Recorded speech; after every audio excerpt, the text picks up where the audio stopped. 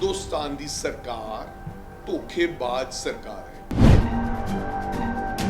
साडे स्टेट अधिकारां ते डाका मारन वाली गल केंद्र सरकार ने फिर दोबारा की है और ये तमाम जास्ती और धक्का होएगा किसान वीरां दे नाल आउण वाले समय दे विच।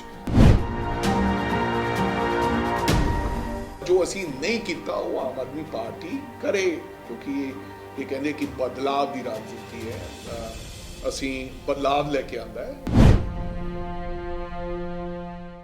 मैं समझदा कि ये बहुत वड्डा जिहड़ा धोखा है ये केंद्र की सरकार वालों किया जा रहा है। इत्थे मैं ये भी कहना चाहांगा कि हिंदुस्तान की सरकार, हालांकि हो सकता है गल बुरी लगे, मैं कहूँगा कि धोखेबाज सरकार है। हमेशा वो किसान भरावां नाल और खास करके पंजाब के लोगों नाल वितकरा करती है, धोखा करती है। जदों ये 3 बिल्स की गल हो रही सी, जिहड़े खेती काले कानून 3 लैके आए सी, तद नाल नाल ये बिजली बिल की भी चर्चा हुई और ये गल कहा गया कि असी ये तिन्ने खेती कानून वापस ले रहे हैं और नाल ही नाल असी जिहड़ा बिजली वाला जिहड़ा बिल है ये असी नहीं लेके आवांगे। अज फिर किते ना किते मैं समझदा कि फैडरल ढांचे ते जानी कि साडे स्टेट अधिकारां ते डाका मारन वाली गल केंद्र सरकार ने फिर दोबारा की है और ये तमाम जास्ती और धक्का होएगा किसान वीरां दे नाल आउण वाले समय दे विच। 7-8 हज़ार करोड़ रुपए की जिहड़ी सबसिडी, जानी कि मामूली जिहड़ा फायदा सरकारां किसान भरावां नूं दिंदियां सन सबसिडी दे रूप दे विच। बिजली पानी फ्री सी, मगरले 25 साल तो समय समय दियां सरकारां ने इनू पंजाब दे अंदर लागू रखिया। ये बिल नहीं लाए गए।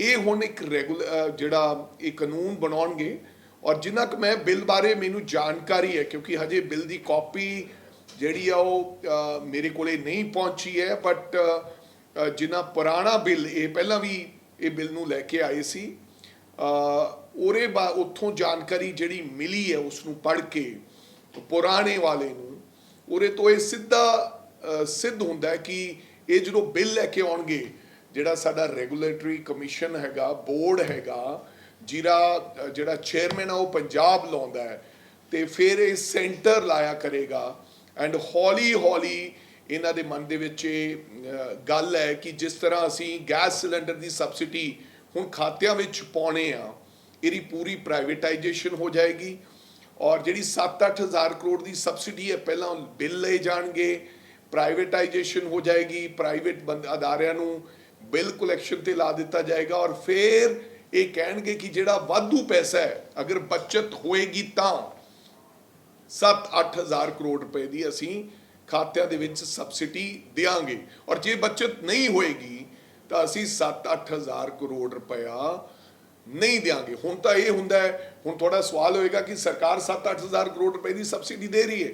सरकार, क्योंकि बिजली बोर्ड भी सरकार का अदारा है एंड सरकार ते दोवें इकट्ठे चलते, कई बार इसी अलग अलग साड़ियाँ पॉकेट्स होंदियां हैं, क्योंकि मैनू सरकार 3 महीने काम करने का मौका मिलिया और वक्-वक् पॉकेट्स तो कई बार इसी भुगतान कर दिंदे हैं। साडे कोले इन्ना पैसा सरप्लस तो हुंदा ही नहीं, जिवें कि 10 हज़ार करोड़ रुपया 5 महीनों के विच सानू होर लोन लेना पै गया। सो मैं समझदा कि अगर इस तरह होएगा ये सीधा ते सीधा किसान नाल बहुत जास्ती ते धक्का होएगा और फैडरल ढांचे ते ये डाका होएगा। ये नहीं होना चाहिए और मैं ये वास्ते सरकार नूं बेनती करांगा कि ये सर्व पार्टी मीटिंग बुला के और तमाम जथेबंदियां नाल गल करके सानू इहदे ते लड़ाई लड़नी पएगी और सानू ये सेंटर नाल चाहे गलबात राही चाहे जदोजहद दे राही सानू इस फैसले ते असी सेंटर ते दबाव बनाइए कि मुड़ विचार किया जाए कि तुसी की करन जा रहे हो। सर, अरविंद केजरीवाल होरां ने अज सेंट्रल गवर्नमेंट ते अटैक किया। वो कह रहे हैं कि जिहड़ा मुफ्त एजुकेशन मुफ्त हैल्थ उसनों तो ये रेवड़ियां कह रहे हैं, ਬਟ ਦੂਜੇ ਪਾਸੇ ਜਿਹੜੇ ਇਹਨਾਂ ਦੇ ਫਰੈਂਡਸ ਨੇ ਜਿਨ੍ਹਾਂ ਨੂੰ ਕ੍ਰੋਨੀ ਕੈਪੀਟਲਿਜ਼ਮ ਕਹਿੰਦੇ ਨੇ, ਅਮੀਰ ਮਿੱਤਰਾਂ ਦੇ ਜਿਹੜੇ ਨੇ ਉਹਨਾਂ ਦੇ ਕਰਜ਼ੇ ਮਾਫ ਕੀਤੇ ਜਾਂਦੇ ਨੇ, ਜਦਕਿ ਗਰੀਬ ਦੀ ਜਿਹੜੀ ਹੈਲਪ ਹੈ ਉਹਨੂੰ ਰੇਵੜੀਆਂ ਕਹਿ ਦਿੰਦੇ ਨੇ।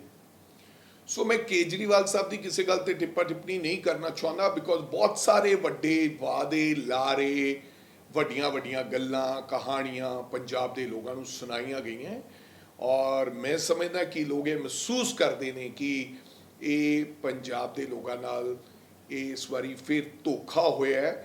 ਸੋ ਕੌਣ ਕੀ ਕਰਦਾ ਹੈ ਦੁਨੀਆ ਚੰਗੀ ਤਰ੍ਹਾਂ ਜਾਣਦੀ ਹੈ, ਦੇਸ਼ ਦੇ ਲੋਕ ਚੰਗੀ ਤਰ੍ਹਾਂ ਜਾਣਦੇ ਨੇ ਕਿ ਭਾਜਪਾ ਕੀ ਕਰ ਰਹੀ ਹੈ, ਆਮ ਆਦਮੀ ਪਾਰਟੀ ਕੀ ਕਰ ਰਹੀ ਹੈ। ਪਰ ਮੈਨੂੰ ਲੱਗਦਾ ਕਿ ਜਿਹੜਾ ਬਿੱਲ ਲੈ ਕੇ ਆਏ ਨੇ ਇਹ ਕਿਸਾਨਾਂ ਦੇ ਬਿਲਕੁਲ ਆਉਣ ਵਾਲੇ ਸਮੇਂ 'ਚ ਇਹ ਗਲੇ ਦੀ ਹੱਡੀ ਬਣ ਜਾਏਗਾ। ਸਾਨੂੰ ਇਹਦੀ ਰਲ ਮਿਲ ਕੇ ਇਹਦੀ ਲੜਾਈ ਲੜਨੀ ਚਾਹੀਦੀ ਹੈ। ਅਸਲੀ ਫਗਵਾੜਾ ਦੇ ਵਿੱਚ ਅੱਜ ਕਿਸਾਨਾਂ ਦਾ ਧਰਨਾ ਚੱਲਿਆ ਸਾਹਿਬ, ਜਿਹੜਾ ਸ਼ੂਗਰ ਕੇਨ ਦੇ ਜਿਹੜੇ ਕਲਟੀਵੇਟਰਸ ਨੇ ਗੰਨੇ ਵਾਲੇ, ਉਹ ਪੇਮੈਂਟ ਹੈ 72 ਕਰੋੜ ਜਿਹੜੀ ਫਗਵਾੜਾ ਸ਼ੂਗਰ ਮਿਲ ਹੈ ਉਹਦੀ ਪੈਂਡਿੰਗ ਹੈ, ਤੇ ਪੈਂਡਿੰਗ ਜਿਹੜਾ ਪਿਛਲੇ 3-4 ਸਾਲਾਂ ਦਾ ਹੈ ਕਾਫੀ, ਹੈ ਨਾ, ਉਸਨੂੰ ਲੈ ਕੇ ਕੀ ਕਹਿਣਾ ਚਾਹੁੰਦੇ ਹੋ? ਸੋ ਤੁਸੀਂ 72 ਕਰੋੜ ਦੀ ਗੱਲ ਕਰਦੇ ਹੋ, ਇੱਥੇ 10 ਕਰੋੜ ਰੁਪਏ ਨਾਲ ਇਲਾਜ ਬੰਦ ਕਰ ਦਿੱਤਾ ਗਿਆ। ਪੀਜੀਆਈ ਨੇ ਕੱਲ ਖਬਰ ਲੱਗੀ ਸੀ, ਸ਼ਾਇਦ ਕਹਿ ਰਹੇ ਕਿ ਨਾਓ ਦੇ ਹੈਵ ਫਿਰ ਅਗੇਨ ਸਟਾਰਟਡ। ਇਵੇਂ ਸੰਗਰੂਰ ਦੇ ਵਿੱਚ ਔਰਥੋ ਵਾਲੇ ਨੇ ਕਿਹਾ ਕਿ ਆਪਰੇਸ਼ਨ ਬੰਦ ਕਰ ਦਿੱਤੇ ਗਏ। 10-10 ਕਰੋੜ ਰੁਪਏ ਦੀ ਅਦਾਇਗੀ, ਉਹ 72 ਕਰੋੜ ਮੰਗ ਰਹੇ ਨੇ।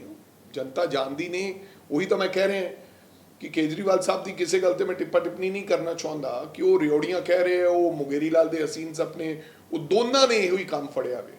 ਸੋ ਜਲਦੀ ਤੋਂ ਜਲਦੀ ਮੈਂ ਸਮਝਦਾ ਕਿ ਕਿਸਾਨ ਵੀਰਾਂ ਨੂੰ, ਕਿ ਕਿਸਾਨ ਕੋਲੇ ਮੇਰਾ ਖਿਆਲ ਕੋਈ ਬਹੁਤਾ ਹੋਰ ਸੋਰਸਿਸ ਨਹੀਂ ਹੁੰਦੇ, ਉਹਨਾਂ ਨੇ ਤਾਂ 6 ਮਹੀਨਿਆਂ ਬਾਅਦ ਵਿਚਾਰੇ ਉਡੀਕਦੇ ਰਹਿੰਦੇ ਕਿ ਫਸਲ ਆਏਗੀ, ਫਸਲ ਦਾ ਭੁਗਤਾਨ ਹੋਏਗਾ, ਮੈਂ ਲੜਕੀ ਦਾ ਵਿਆਹ ਕਰਾਂਗਾ, ਮੈਂ ਆਪਦਾ ਕਿੱਤਾ ਕਰਾਂਗਾ, ਕਿਉਂਕਿ ਉਹ ਪਹਿਲਾਂ ਹੀ ਕਿਸਾਨ ਕਿਤੇ ਨਾ ਕਿਤੇ ਇਨਵੈਸਟਮੈਂਟ ਕਰ ਲੈਂਦਾ ਹੈ। ਸੋ ਸਰਕਾਰ ਨੂੰ ਚਾਹੀਦਾ ਕਿ ਜਲਦ ਤੋਂ ਜਲਦ ਕਿਸਾਨ ਭਰਾਵਾਂ ਦੀ ਜਿਹੜੀ ਇਹ ਪੇਮੈਂਟ ਹੈ ਉਹ ਕਰਵਾ ਦੇਣੀ ਚਾਹੀਦੀ।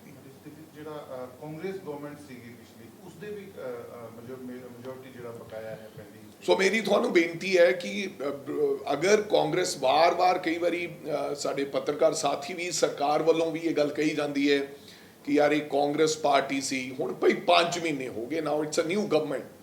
ਜੇ ਕਾਂਗਰਸ ਪਾਰਟੀ ਨੇ ਅਦਾਇਗੀ ਨਹੀਂ ਕੀਤੀ, ਮੰਨ ਲਓ ਉਹਨਾਂ ਦਾ ਵੀ ਕੋਈ ਪੁਰਾਣਾ ਬਕਾਇਆ ਸੀ, ਮੈਂ ਉਹ ਪੁਰਾਣੀ ਗੱਲ, ਕਿਉਂਕਿ ਅਸੀਂ ਮਗਰਲੀਆਂ ਸਰਕਾਰਾਂ ਦੀ ਕਿੰਨੇ ਕੁ ਸਾਲ ਗੱਲ ਕਰਾਂਗੇ, ਹੁਣ ਅਸੀਂ ਬਣੇ ਹੈ, ਸਾਡੀ ਰਿਸਪੌਂਸਿਬਿਲਟੀ ਹੈ ਅਸੀਂ ਇਹਨੂੰ ਲਾਗੂ ਕਰੀਏ। ਜੇ ਅਸੀਂ ਨਹੀਂ ਕੀਤਾ, ਜੇ ਕੋਈ ਪੁਰਾਣਾ ਬਕਾਇਆ ਸਾਡੇ ਸਮੇਂ ਦਾ ਵੀ ਖੜਾ ਸੀਗਾ, ਤਾਂ ਉਹਦਾ ਖਮਿਆਜਾ ਵੀ ਅਸੀਂ ਲੋਕ ਭੁਗਤ ਰਹੇ ਹਾਂ।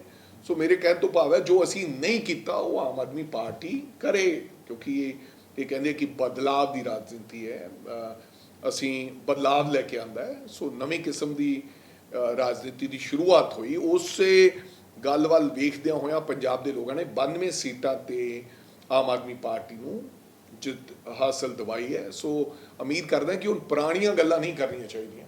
ਸਰਕਾਰ ਆਪਣੀ ਗੱਲ ਕਰੇ ਤੇ ਆਪਣੇ ਬਾਰੇ ਦੱਸੇ ਕਿ ਅਸੀਂ ਹੁਣ ਕਿੱਦਾਂ ਕਿਸਾਨਾਂ ਦੀ ਅਦਾਇਗੀ ਕਰਾਂਗੇ।